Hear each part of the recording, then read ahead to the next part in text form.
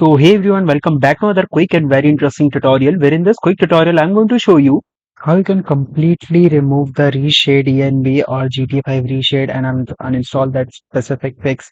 And if you're facing the issues like dgxi or dxgi errors, all you can fix that just by this quick fix. In order to do it, all you need to do is to just simply come to your GTA 5 directory. You can easily find it by right clicking on the GTA shortcut and clicking on the open file location. Now here you need to delete multiple file. First one is dxgi.dll.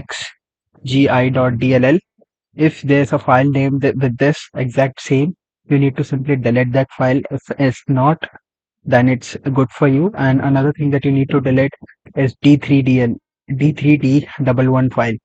Now, all you need to do is to just simply delete this one file as well. Now, once you delete these two files and you restart your game, you'll notice that all your issues regarding to the reshed will definitely get solved. Alright, so that's it for this tutorial. I hope this video will be helpful for you. Make sure to hit the like button and subscribe button for more such helpful and interesting tutorials. See you in the next one. Take care.